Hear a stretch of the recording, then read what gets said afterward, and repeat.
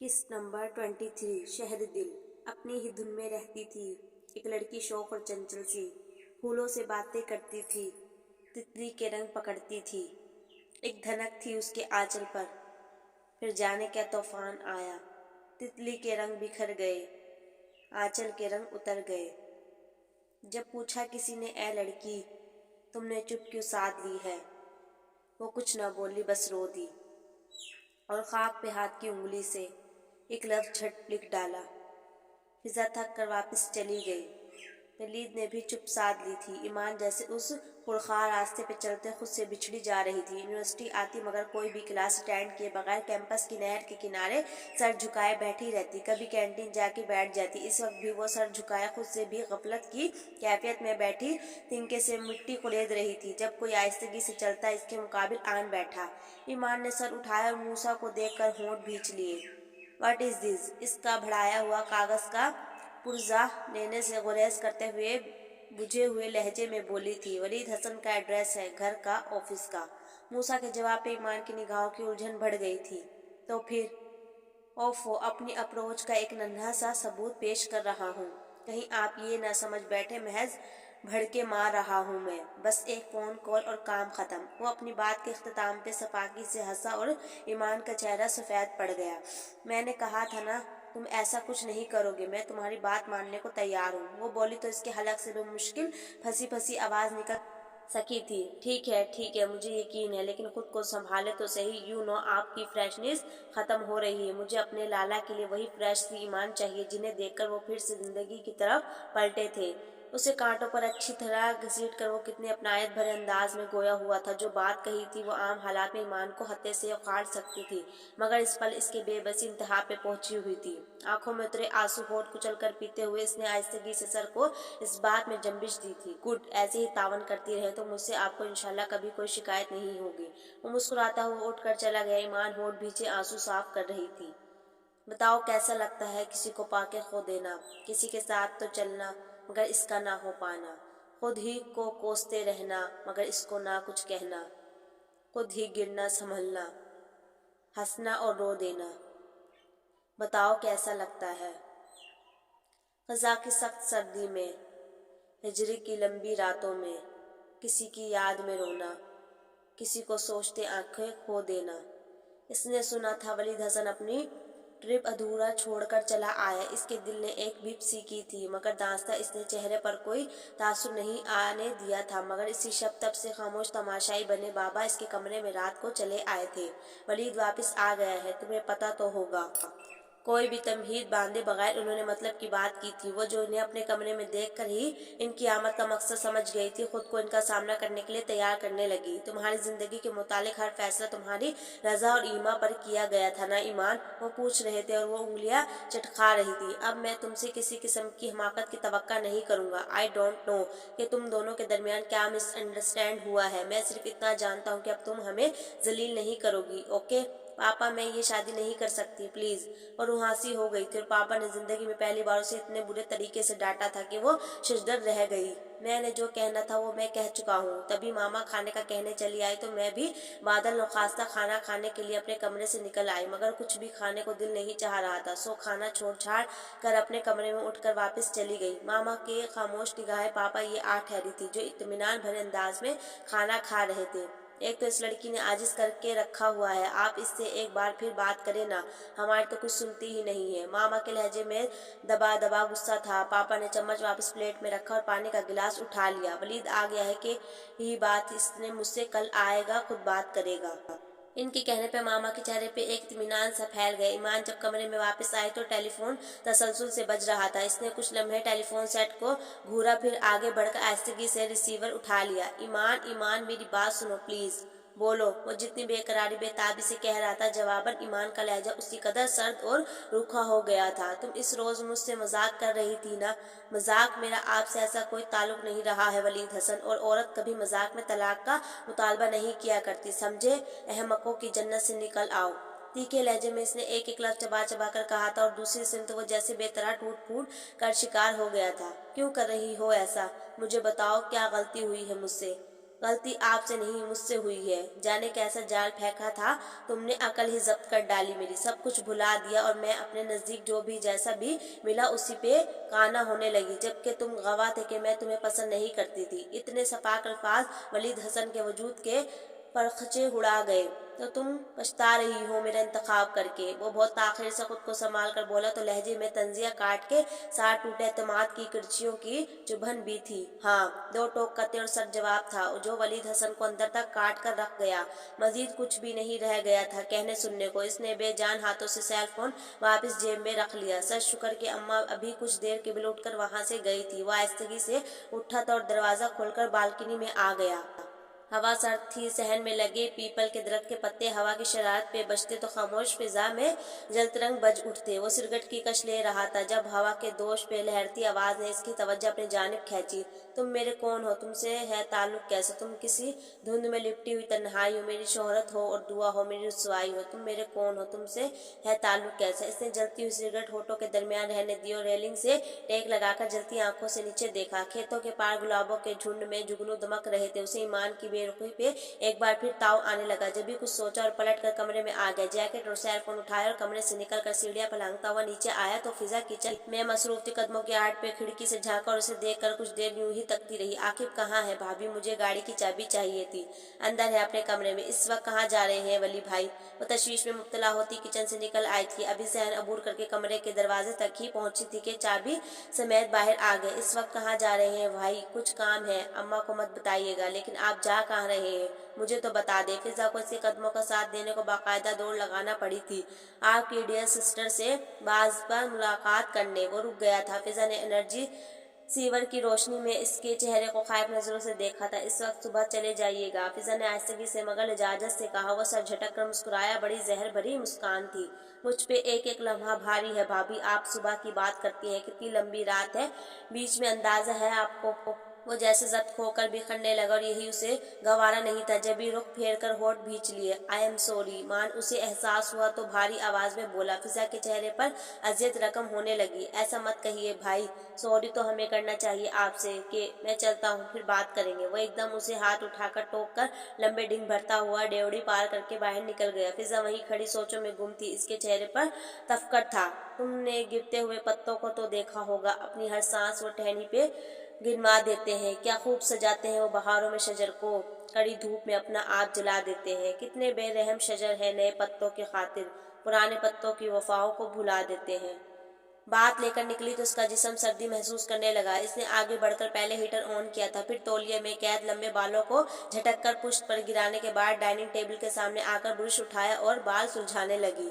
इसकी आंखों के जेरे किनारे नाक की फूंक सुर्ख हो रही थी। कल शाम से उसे जुकाम था। अभी कुछ देर केबल वो अपना जिस्म भी गर्म होता महसूस कर चुकी थी, मगर परवाह नहीं किए और बात ले लिया। इसी का शायद नतीजा था कि उसे यके बाद देगरे छींके आने लगी थी। बाल सुलझ गए तो इसने इंटरकॉम पे मुलाजमों को चाय के साथ डिस्प्रिन लाने का कहा था। कुछ देर बाद दरवाजे पर दस्तक की आवाज सुनकर वो गीले बालों में उंगलियां फेरते हुए दरवाजे की सिमत आई और नाक घुमाकर दरवाजा खोल दिया, मगर अगले लम्हा उसे शौक में मुब्तला करने को आया था।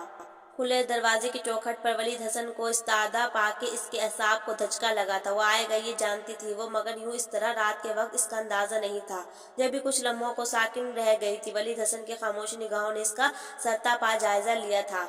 टिपिंग और ब्लू प्रिंट का स्टाइलिश सूट, गीले खुले बाल, बगैर दुपट्टे के एहसास का दिलकश तबाह कुन हशर समा सरापा। नजरें हमेशा झूठे लोग चुराया करते हैं यू नो। वो होठ भींचकर सरस से पलटी बैठ के सिराने पड़ा अपना दुपट्टा उठकर आकर ओढ़ रही थी जब वलीद हसन की काटदार आवाज पे गर्दन मोड़कर उसे देखने लगी। बाहर चलिए, ड्राइंग रूम में या फिर हॉल कमरे में, आपको जो कुछ भी कहना है मैं वहीं आकर आपकी बात सुनती हूँ। इसने जवाब में रसानियत से कहा था और वलीद हसन का जब्त पारा पारा हो गया था। इसने शदीद गैस भरे अंदाज में इसकी कलाई अपनी आहनी गिरफ्त में जकड़ी थी और उसे एक ही झटके में अपने बराबर खींच लिया था। अगर तुम्हारा मकसद मुझ पे मेरी हैसियत वाजा करना है तो मेरा तुम पे किसी किस्म का इस्तकाक है, ये मैं तुम पर यही खड़े खड़े साबित कर सकता हूँ। इसका तहकीर अमीज अंदाज वलीद हसन को आतिश फिशा में बनाने का बाज बना था। इन्हीं हकूक को ख़त्म करना चाहती हूँ मैं भी। मैं आपको पहले भी बता चुकी हूँ कि मुझे तलाक। इसकी बात वलीद हसन को जनाटेदार थप्पड़ की वजह से अधूरी रह गई थी। आज के बाद अगर ये मनहूस लफ्ज तुम्हारे मुंह से निकला तो मैं तुम्हारी जबान खींच लूंगा, समझी तुम। शदीद जलाल में आता हुआ उसे घूरते हुए बोला था। ईमान गाल पे हाथ रखे फटी फटी आंखों से कुछ देर उसे देखती रही, यूं जैसे यकीन ना आ रहा हो कि इस पर हाथ उठा चुका है। बीवी हो तुम मेरी, बगैरत नहीं हूं मैं कि तुम्हें बेमहार छोड़ दूं। जब तक तुम पे कोई हक नहीं था कभी तुम्हें टोकने की जरूरत महसूस नहीं की, और ये रिश्ता जबरदस्ती तय नहीं हुआ था। याद करो तुम ही मरी जा रही थी मुझसे ताल्लुक जोड़ने पर। वो बोलने पे आया तो गजब से बिफर कर बोलता चला गया। इसकी चमकदार आंखों में डोलती हद दर्जा तंगी और सर्द बहरी में गैज़ गजब था, इश्ताल था। ईमान ने दासा निगाह झुका ली। इसी गलती पे पछता रही हूँ। रिश्ता जबरदस्ती तो नहीं जोड़े जाते। मैं आपके साथ नहीं चलना चाहती, फिर आप जबरदस्ती करने वाले कौन होते हैं? वो बेजाख्ता चीख पड़ी थी। वलीद हसन ने जलती हुई आंखों से उसे देखा था, फिर कदम बढ़ाकर उसके बिल्कुल सामने आ गए। मैं तुम्हारी गलती को तुम्हारा उम्र भर का पछतावा बना दूंगा। बहुत मान है तुम्हें खुद पे, जो चाहो कर लोगी। नहीं ईमान, मजीद तुम्हारी नहीं मेरी मर्जी चलेगी। तुम मेरी पाबंद हो, मैं तुम्हें कभी नहीं छोड़ूंगा। इसलिए नहीं कि मैं तुमसे मोहब्बत करता हूँ, मोहब्बत तो अपनी मौत उसी वक्त मर गई थी जब तुमने इसका मजाक उड़ाया। एक हकीर खिलौने से बढ़कर तो नहीं थी ना मेरी हैसियत तुम्हारी नजरों में, जो ऐसी कैफियत में तुम्हें भाग गया था। जब जिंदगी के तमाम रंग फीके थे तुमने मेरे वजूद को, मेरी मोहब्बत को अपनाया, अपना दिल बहलाया, और अब इससे जान छुड़ा लेना चाहती हो तो ऐसा नहीं होगा। मैं तुम्हें बताऊंगा कि बसात पे बिछे महरे हमेशा आपको फतह से नहीं शिकस्त से भी कभी दो चार कर सकते हैं। एहसास जिल्लत के एहसास ने वलीद ये जैसे खूंसवार कर दिया था। इसके हाथों का हनी वहशाना दबाव एक एक करके ईमान की सारी मुदाफाना सलाहियतों को बेकार करता चला गया। इसका उलझता हुआ पुरतपिश तनफ़्फ़ुस उसे अपने चेहरे पर भाप की तरह महसूस हुआ था। ऐसा मत करे, मुझ पे रहम करे प्लीज। वो इसकी गिरफ्त में मचलती बेसाख्ता बेबसी से रो पड़ी। रहम करो तुम पे, तुम हो इस काबिल। वो इसे झटक कर तहकीर अमीज निगाहों से घूरने लगा। अगर आप जबरदस्ती करेंगे तो मैं खुदकुशी कर लूंगी, मगर आपको आपके इरादों, तुम खुदकुशी करोगी मैं खुद जान से मार दूंगा तुम्हें। वो भड़क कर इसकी सिमत लपका तो ईमान बुरी तरह सरासीमा हो गई कि इसकी निगाहों की जारहरियत और सपाकी ने उसे मतहश कर डाला था। वलीद हसन उसे कहर भरी निगाहों से घूरता हुआ एक झटके से पलट गया। ईमान बुरी तरह से सिसक उठी। कौन जानता था इन आंसुओं की अलमना की सबब। कुछ पल उसको और देख सकते अशकों को, मगर गवारा कब था। हम खुद भी जुदाई का सबब थे, इसका कसूर सारा कब था। लिखा है जो कुछ, पढ़ा है जो कुछ, वो किस लिए था, कहाँ से पूछूं, वो किस लिए, किससे बताऊं। मुझे अकीदों के ख्वाब देकर कह गया इनमें रोशनी है।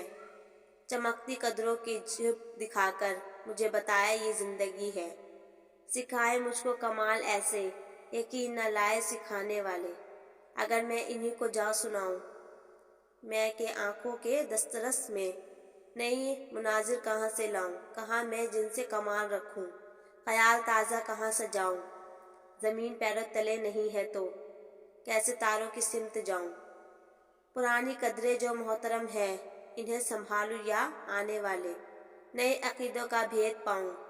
वो सब अकीदे, तमाम कदरे, ख्याल सारे जो मुझको सुखे बना के बख्शे गए। मेरे हवास खमसा से मोतबर थे।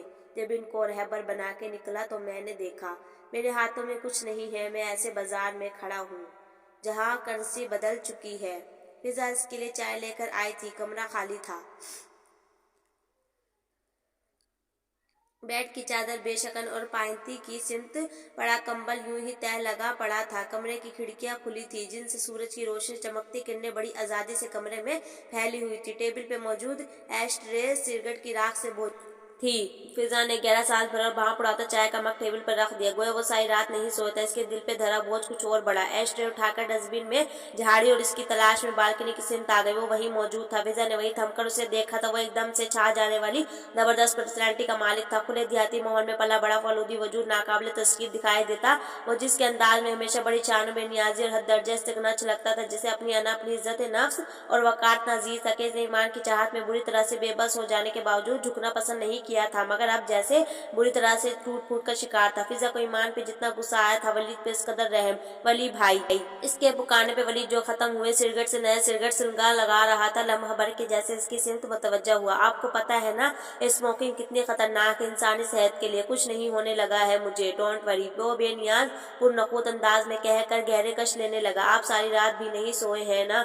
वलीद ने कुछ कहे बगैर होंठ भींचे और होते मूड के साथ सिरगट नीचे उछाल दिया। अब कहाँ जा रहे हैं? आपकी चाय ठंडी हो जाएगी। उसे बालकनी से कमरे में और कमरे से निकलते देखकर फिजा बेसाख्ता गड़बड़ाई। मैं दादा के कमरे में हूँ, मेरा उनका नाश्ता वहीं ले आइएगा। और हाँ, बेफिक्र रहे, आपके डियर सिस्टर के हिजर नारसाई के गम में मेरा भूख हड़ताल और रातों को जागने का हरगिज प्रोग्राम नहीं है। इसके सर्द लहजे में किसी कदर ठहराव तो चेहरे पे बेनियाजी तरक्की के तासुरात रकम थे। फिजा उसे देखती रह गई। वो पलट कर जा चुका था। तुम्हें काश अंदाजा होता ईमान कि तुमने अपना कितना बड़ा नुकसान कर लिया है। फिजा इसका नया रूप देखकर अफसरदगी से सोचती नीचे चली गई। वलीद दादा के कमरे में आया तो वो अपनी ऐनक लगाए सीरतुल नबी के मुताले में मसरूफ थे। वो कुर्सी पलंग के नजदीक घसीट कर खामोशी से बैठ गया। दादा ने दौराने मुताला एक आध बार निगाह भरकर जब भी उसे देखा वो इन्हें बार उलझा हुआ मुस्तरिब ही लगा था। इन्होंने आस्तिकी से किताब बंद करके इसकी सिमत बढ़ाने के बजाय खुद हाथ ऊंचा करके कुरान पाक के साथ ताक पे रख दिया।